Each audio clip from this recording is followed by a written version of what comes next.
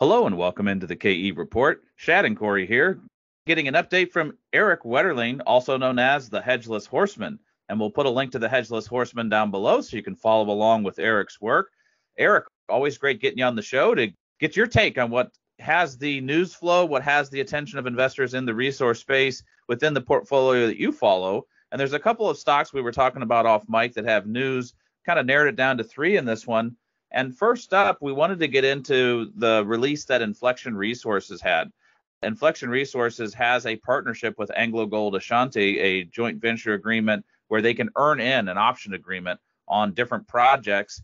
And there was a little bit of unclarity about which projects Anglo would pick. And the press release that they put out to the market on March 25th clarified the four projects that they're going to go with phase 2 on for their earn-in agreement.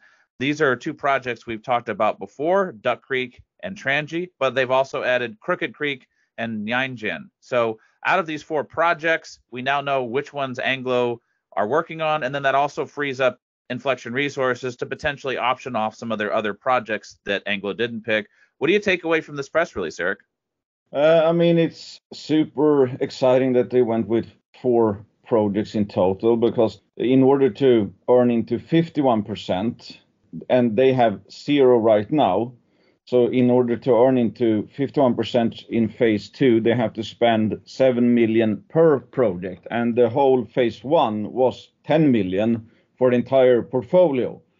So this is probably, gonna shake things up a bit. And I think it's gonna get increasingly more exciting because they're basically honing into some of the targets where they've hit smoke, like especially Duck Creek and Trangie, of course. And they announced that Trangie drilling is already underway. And makes sense, because I don't think they can or even want or need to do much more in terms of geophysics, because they actually hit, a porphyry body, albeit probably in the rim of it, because the grades weren't super high, but good widths and all that. So they're probably very close. They're in the inner propylitic zone. So if you look at how Cadia Ridgeway was discovered, for example, they had similar types of hits. Just I think it was 200 meters from maybe less than that from the actual discovery hole, and they just drilled around it, and a few holes missed, and then basically Cadia Ridgeway produced one of the super whopper of a assay. So it's like this to me is like great, because now you're also set. I see a lot of people out there kind of afraid what's happening in the market. Where is the stock market gonna tank? Some people fear going bankrupt, and I just say, well, stick to the ones that are fully funded then, because Inflection, if they don't do much with their 100% owned portfolio, I don't know if they're gonna to. They might, but regardless, like there are four projects now with $7 million budget to each of them, so they could be busy here for, especially if things go well. They could be busy here until, I don't know, they get acquired or something, if things go really well. So to me, it's just one of those, not remarkable, it's like rare cases, I guess, where it's like, hey, the story's getting better, and you don't have to be. The problem with this sector a lot of the time is that the share price has consequences in terms of dilution. Lower share price, more dilution. So it actually affects the fundamentals for the investor. In Inflection, for example, right now they have never been closer to a discovery. The drilling budget or the exploration budget has never been higher. AngloGold has basically confirmed that, yes, we're serious about these four projects and increase the spend, and you don't need to fear any dilution. It's basically if the share price goes down, it is just cheaper. It's not that, oh yeah, but this might mess it up because now there might be problems with dilution, and then you're stuck in that spiral basically. So I don't know. I've said this before, it's like this is one of my favorite early stage stories out there, and also they have like Canonba and some other targets that now are back to them 100% owned, which have not been, well, they've been scout drilled and they show promise, but they haven't been killed yet. So they have even more stuff left than these four projects. Now, just as a quick recap here, Erik, for everyone catching up on this story, initially Anglo invested $10 million through exploration and they had the right to designate up to 5 projects to take it into this phase 2. Phase 2, as you said, $7 million Australian to spend over 3 years. Each of these projects, then that's $7 million on each project. Then Anglo will earn a 51% interest on any of these projects that they get to that $7 million. Then there's a phase 3 of $20 million Australian on each project to get to 65%. So yes, Anglo is moving forward with these 4 projects. I think the most important thing here is now, as you said as well, Inflection has all their other projects back to them 100%. They were a little bit handcuffed before this designation because Anglo had the right to designate any project in their portfolio. Now it seems like Inflection can either explore their own projects or take this prospect generator model, which they seem pretty well set up to do. In terms of trading this stock, we saw the stock really pop on the back of this news, shot up to 52 cents. It opened the day in the mid 30 range. Now it's right back to about 30 cents. So it was a liquidity event. But again, this stock is broadly 30 cents, 31 cents is highs for this stock that we haven't seen for, I believe, a couple years. Back in 2023, early on, it was up to 33 cents. How do you trade this then, Erik? Do you take a little bit off the table because this has to be a winner in your portfolio, or do you double down right now? I was starting to get ready to take some off the table when it hit around 50 cents because well, not in my portfolio, but for my hodl portfolios that I manage for other people, because the position grew so large. I mean, a 50% pop, and it was already a large position. And it's like, okay, I'm in the camp where it's like you have to let the reward side play out. But if it's starting off that big, or it's like it was already that big and it's getting huge, it's like, okay, it might take some off the table, even though it's getting more de-risked and all of that. But to keep, I don't know, myself from having problems sleeping for other people's sake, I was ready to do that. But then it started to become a liquidity event, basically. Saw selling and more selling, and then it's like when it's back to 31 cents now I feel now it feels stupid because now it's almost kind of retraced that. I mean, we talked about this before. 3 news releases in a row, there's been liquidity events, and it's like, hey, I kind of get it. I mean, I've been in this stock for I think 3-4 years, so and there's not been much liquidity. So if you want to leave the sector, or you have some other favorite junior that you're more hooked up, or you're tired of you think things have gone so slow, whatever it might be, it's like, there's going to be people who sell for other reasons than, let's say, the news release. They just see an opportunity to basically sell some shares. And so now we're at the 3rd liquidity event, basically.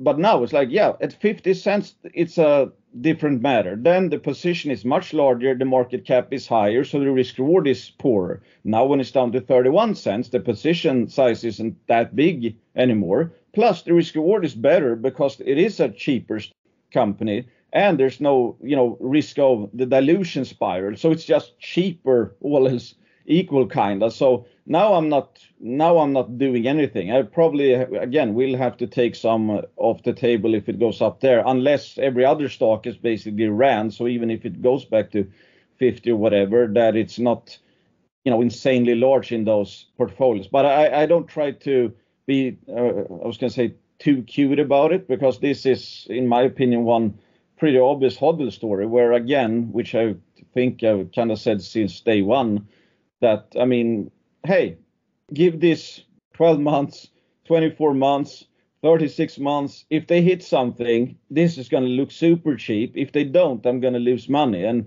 I don't see any wrong with that kind of a fire and forget approach, because they should have news coming for years to come, I think. Yeah, Erik, it's nice to see that they have their funding out of the way on those 4 projects, $7 million apiece. Granted, that's over 3 years, but if they hit on one of those 4, all it takes is one of those that they could move forward with the larger phase 3. But for right now, they don't have the dilution overhang, so you can kind of let it ride and just see how things develop. And then they have the added kicker of potentially optioning off some of their other projects. Well, let's move along here. Another company we were talking about off mic that had some news out was Magna Mining. Just today, Magna Mining put out some results from, it seems like it's the area adjacent to the Levack Mine at McCreedy West. So these two mines are right next to each other, McCreedy West being their producing copper mine, and Levack Mine is one that they want to put into production in the next year or so.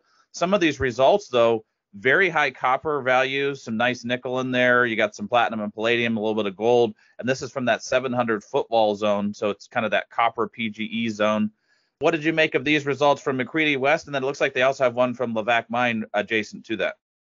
Yeah, I mean, just the assay results themselves, I mean, especially the highlighted holes, I mean, you don't see that very often. And that's what Jason has been saying for quite some time. I mean, that they're happy to get their hands on these assets again. So they're in a junior who actually can publish assay results, because the market is not used to seeing Sudbury type assays. They've done it from Green Hill as well, and they've also had absolutely stellar holes. And of course, here we're seeing that they're drilling, copper rich zones. And I mean, copper is getting in vogue, given that it's above $5 per pound right now, I think. And copper is a very hot topic, and we can see that in the geopolitics as well. So, I mean, to me, it's nothing has really changed for this case since, well, it changed a lot in a sense, I guess, with the acquisitions, but it's just kind of enforced the case where it's like, okay, you have the best possible management team you can have, basically, best jurisdiction you can have, basically. And now their pipeline since the latest acquisition has just grown. I mean, they have one producing mine, 4 permitted mines, and some of them are past producers, or I guess all of them actually are. And they have even more ground on top of that. So again, going back to, the idea of what's a hodl case. I mean, I'm very bad at selling, for example, because I drink my own Kool-Aid. And I also always think that, I mean, it's fun to own stuff and see how they actually develop. I'm not much for trading because I'm not good at it, and I don't think it's that fun. I mean, their pipeline is, again, like Inflection here, is like, how long could they be busy here with one producing mine and 4 that they could basically start up because they're permitted, and then they have the exploration potential within these mines, and they've done it before. That's how, I mean, it's funny when you see some of the long sections or cross sections in the news release, you see some hole like FNX 3332-3. So it's like, yeah, that's FNX Mining. That's kind of the same team, but years ago, who did that drilling? So I mean, there's nobody that knows these deposits better than them. They made the discoveries and all that. It's like, let the painter paint, I was going to say. This just, again, nothing really changed that much. They knew they were going to get more of this stuff. I think it's just kind of enforces and confirms the case. There's probably a lot more there, especially if these guys thinks there is, because they're kind of showing it. And yeah, I don't know. I have no idea when I would be selling Magna, really, because the way I see it, if their pathway forward, their plan to grow, if they execute on that, and I would think they are the ones who can execute on that, I mean, they could be growing for years, basically. And 2 years from now, they might have, 2 additional mines in production, and maybe another one after that, etc., etc. Yes, sure, someday you might come to a mature position, maybe, but at that point, hopefully, nickel has rebounded and all that, and copper prices are much higher, even though I don't like to bet on actual metal prices. But yeah, so I don't think it's a big change per se. Very splashy assay results. I mostly think that this just confirms their whole case. Erik, hasn't the story on Magna Mining changed, though? Isn't this more of a production story to see how they're going to, I guess, bring back online and increase production at the mine? Maybe why we didn't see the stock really react to the drilling today. Volume-wise, it's kind of in line with where it has been. The stock isn't really going anywhere today because people are probably more focused on the production aspect. That's a good point. I haven't actually thought about that. I don't think I even have looked yet what the reaction was.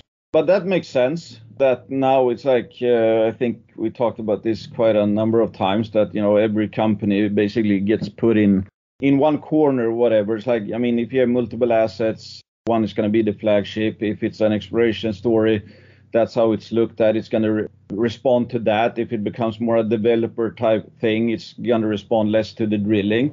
So you're probably right about that. Now it's, I mean, the people that have been, let's say, driving the stock price and are most of the trading, let's say, probably by people who have bought it and are interested, because now it's more turned into a development and production story. And they probably are not the ones at the same time that maybe look too much at individual assay results. And the ones that do look at individual assay results, when they look at the Magna presentation nowadays compared to 1-2 years ago, they're seeing, okay, production plans and expansion and stuff like that. So yeah, I mean, that's a good point. You're probably right. Yeah, I think it's more of a show me story with the production profile now, is just to put a couple more quarters together. But the point is they're finding high grade copper, nickel, PGMs there, which means expansion of that mine and having a result from Levack. Levack's mine number 2 that they want to bring online. So at least it's still building a mineral inventory. But I think to Corey's point, right now it's a show me story on the production. Let's see what the results are, and they'll be viewed through that lens. It is difficult, as you say, Erik, when companies have multiple projects. Sometimes the other projects they're advancing don't get the spotlight like the primary flagship does. But we'll keep following along with Magna and try to get Jason on the show for an update on those results. Let's also now pivot over to one more company we wanted to squeeze in today, and that is the news out of District Metals. They put out on the 26th of March. They hit some nice drill results here on their base metals property at Stolberg. What do you make of these hits they have, where the focus has been on the uranium story with District? But I think it's a nice reminder that they have a lot of base metals projects underpinning the value for the company.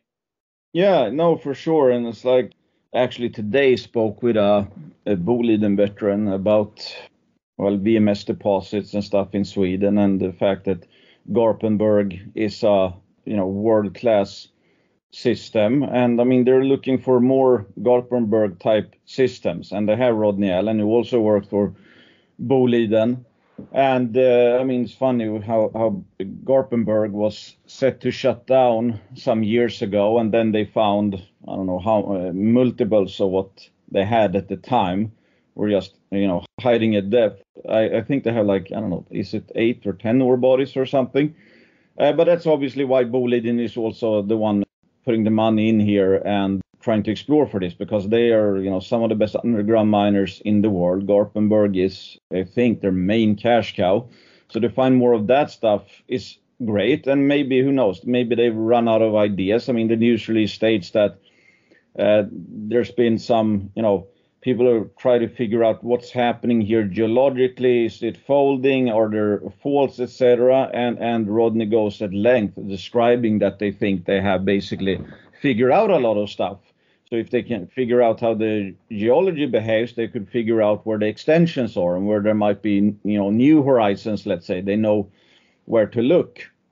And of course, this is a joint venture where District would keep 15%, but it also includes the Tom Tebow property. So there's 2, Stolberg and Tom Tebow, who gets put together. So, I mean, at face value, it looks kind of low. It's like, okay, only 15%, but at least, I mean, the Stolberg property is actually more advanced than Tom Tebow. So, I mean, the pie grew a lot larger. Let's say you get 15% of a pie that's 3 times as big as just Tom Tebow alone. And also, interestingly, I saw a news out from the Swedish Geological Survey where it seems that this property, this area, has been designated to be of national interest. And I also think that shows just, again, how much more pro-mining Sweden is becoming, where you see more and more of these kinds of news that kind of, I mean, basically trying to make sure that we get some mines